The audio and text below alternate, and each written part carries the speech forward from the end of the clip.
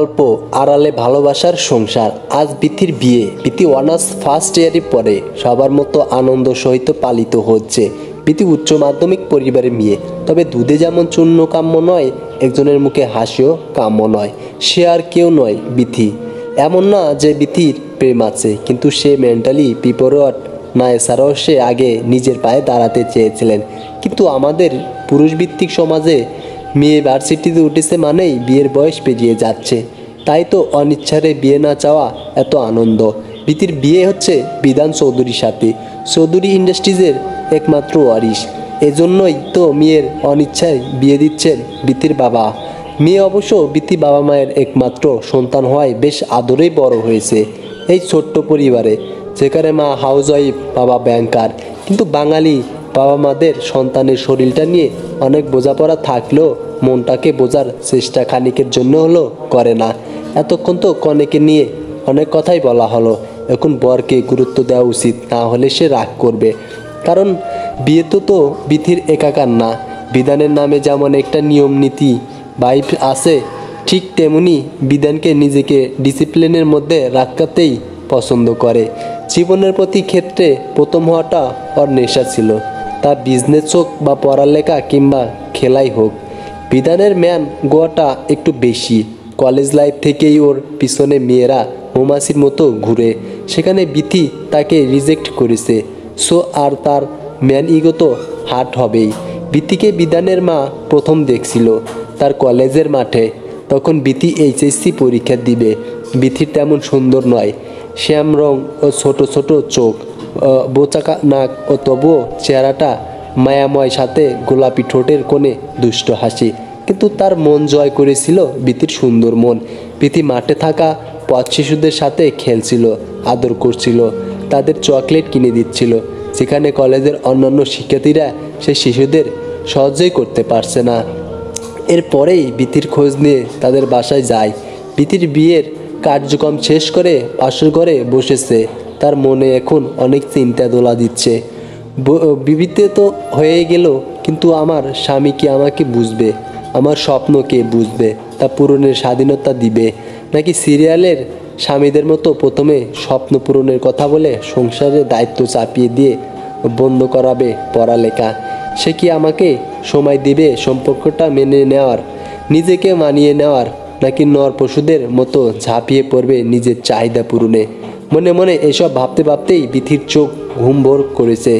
বিথির এখন প্রচণ্ড বিরক্তকর লাগারও কথা। যে মেয়ে জীবনে ইয়ারিং অ্যান্ড ব্রেসলেট ছাড়া কোনো জুয়েলারি পরেনি, তার চিক সীতা হার ও ভারী ঝুমকো, মাথায় টাইরা টিকলি, দুহাত ভর্তি কাচের চুড়ি, মোটা বালা দুইটা করে প্রত্যেক হাতে, কোমরবন্দিনী, পায়ে ভারী নুপুর জোড়া, ভারী নেয়ারসি, মাথায় ভারী কাজের টুপরা পরে তো লাগবেই বিরক্ত।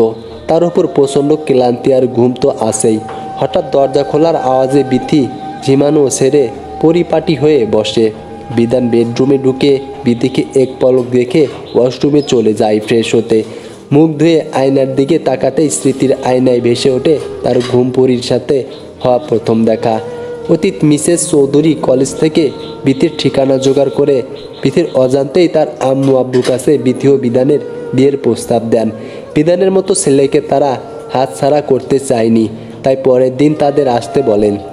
তবে তারা বিথিকে কিছু জানায়নি, এমনকি কেউ যে বাড়িতে আসবে তাও জানতো না। বিধান মায়ের জোর জবরদস্তিতে সেখানে যে বিথিকে যখন প্রথম দেখে, তখন ওর তেমন কোনো অনুভূতি কাজ করেনি। কারণ বিথির থেকে অনেক সুন্দরী মেয়েদের সাথে তার ওঠা বসা। আর তাছাড়া তখন বিথির মুখে না ছিল হাসি, না ছিল লজ্জা, ছিল শুধুই বিরক্তিকর। কারণ বিথি প্যাস্টেল কালার শাড়ি পরে হালকা মেকআপ করে রেডি হয়েছিল বান্ধবীর জন্মদিনে যাবে বলে।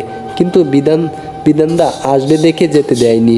যদিও বিথিকে বিধানের যতটা ভালো লাগেনি, কিন্তু বিরক্তি মাখা মুখখানা দেখতে কেন জানি ভালো লাগছিল। এদিকে বিথি ও বিধানের মা নানা ধরনের আলোচনা করছে, মনে হচ্ছে কতদিনের চেনা। হঠাৎ মিসেস চৌধুরী, বিথিমা, তোমাদের ছাদের বাগানটা বিধানকে ঘুরিয়ে দেখাও তো। ওর আবার গাছের অনেক শখ, বাগান ভালোবাসা। বিথি কী করবে বুঝতে পারছিল না, কারণ অজানা একটা ছেলে। বিথি আর কি করার চলে গেল বিধানকে নিয়ে ছাদে। বিথিদের ছাদ দুটি অংশে বিভক্ত। এক পাশে বাগান আর অন্য পাশে একটি রুম ও তার সামনে ছাউনি, নিচে বেতের সোফা ও দোলনা রাখা। বিথি প্রথমেই বিধানকে বাগান ঘুরিয়ে দেখালো। বাগানের এক পাশে আর্টিফিশিয়াল ছোট ছোট পণ্য, তার পাশে ময়না পাখির খাঁচা, মন জুড়ানোর মতো একটা জায়গা। তারপর বিথি যেন দোলনায় বসে পড়ল। আপনিও বসেন ভাইয়া। জি। মেয়েটা পাগল নাকি? পাত্রকে ভাই বলে ডাকে। যাই হোক না, আমার কি, আমি তো আর বিয়ে করছি না। মনে মনে বিধান যে একটা বেতের চেয়ারে গিয়ে বসলো আর বিথি কানে ইয়ারফোন লাগিয়ে গান শুনছিল। এর মাধ্যমে মধ্যে একজন এসে বিধানের জন্য কফি ও নাস্তা দিয়ে যায়। বিধান কফি খেতে ফেসবুকে স্ক্রলিং করতে থাকে। হঠাৎ বিথির দিকে চোখ যেতেই ও ছোটোখাটো একটা শক খায়, কারণ বিথি গান শুনতে শুনতেই দোলনায় ঘুমিয়ে গেছে। একজন মেয়ে যে মেহমানকে ছাদ ঘুরাতে এসে নিজেই ঘুমাতে পারে তা দেখে বিধান মনের অজান্তে হেসে দেয়। এতক্ষণে বিধান বিথিকে ভালোভাবে তাকালো। এখন বিধানের মনে হচ্ছে এ যেন এক ঘুমন্ত মায়াবী রাজকন্যায়। 5 ফুট লম্বা হবে, শ্যাম রং, পুরো গোলাপি ঠোঁট, বোচা বোচা নাক, কোমার সামান কালো কেশ। তবে কিসের বিশেষত্ব হলো প্রাকৃতিকভাবেই নিজের চুলগুলো ঢেউ খেলানো। হঠাৎ বিধান খেলনা করে বিথি ঘুমের মধ্যেই হাসছে এবং ঠোঁটের এক কোণেও থুতুনির এক পাশে দোল পড়ছে। বিধান নিজেই অজান্তেই বিথির কাছে চলে যায়। কোনো এক ঘোরের মধ্যেই বিথির পাশে বসে বিথির মুখে আসা চুলগুলো সরিয়ে হাতের বুড়ো আঙুল দিয়ে ঠোঁটে স্লাইড করতে থাকে। বিধান কি মিষ্টি হাসি! যেন এই হাসি দেখেই সারা জীবনের ক্লান্তি ভুলে যায়। ঠোঁট দুটি যেন গোলাপের পাপড়ি থেকেও মোলামেই, আর চুলগুলো দেখে মনে হচ্ছে রূপকথার কেশবর্তী রাজকন্যা অথবা মায়াবী রাজ্যের থেকে আগত কোনো মায়াপরী। মনে মনে বিথি নড়ে চড়ে উঠতেই ওর চেতনা আসে ও কি করছে, তাই তাড়াতাড়ি নিজের জায়গায় যেয়ে বসে।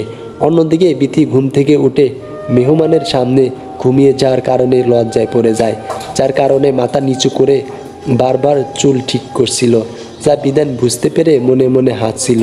উফ মায়াবিনী, এত লজ্জা পেও না, কয়েকদিন পর তো আমারই হবে। আজই আম্মুকে যে বলবো যত তাড়াতাড়ি সম্ভব বিয়ের ব্যবস্থা করতে। কিছুক্ষণের মধ্যেই একজন এসে জানায় তাদের নিচে যেতে বলেছে, তাই তারা আবার বিথিদের বাসায় যায়। মিসেস চৌধুরী, আজ আসি, আম্মু আবার দেখা হবে। এই নাও তোমার জন্য আনা ছোট্ট একটি গিফট। বিথি দেখে ওর পছন্দের ক্যাডবেরি সেলিব্রেশন, তাই ও খুশিতে বিধানের আম্মুকে জড়িয়ে ধরে। Thank you so much aunty, আবার আসবেন। আমার মায়াবতীত্ব দেখি পুরাই বাবু চকলেট দেখেই এত খুশি। এভাবেই বিথির জন্য ভালোবাসার জন্যে বিধানের মনে। তারপর বিধান না চলে যায়। বিধান তার আম্মুকে নিজের মনের কথাগুলো খুলে বলে। সে বিথির আম্মুকে জানায়, কিন্তু বিথি মানা করে দেয় তার আব্বুকে। এটা শুনে বিধান অনেক রেগে যায়, কারণ আগেই বলা বিধানের ম্যানগো অনেক বেশি, তাই বিথির রিজেকশন নিতে পারেনি। তাই বিথির বাবাকে অনেক কষ্ট ম্যানেজ করে বিথিকে বউ করে বিধানকে রিজেক্ট করার পরিণতি বোঝাতে। হঠাৎ কিছু ভাঙ্গার আওয়াজে বর্তমানে ফিরে আসে বিধান। বাথরুম থেকে বের হয়ে দেখে ওর বাবার দেওয়া শেষ উপহার মেঝেতে টুকটু টুকটু হয়ে পড়ে আছে। একে তো বিধানের মনে এমনিতেই বিথির উপর অনেক ক্ষোভ, তার উপর এই ঘটনায়ও আরও রেগে গেল।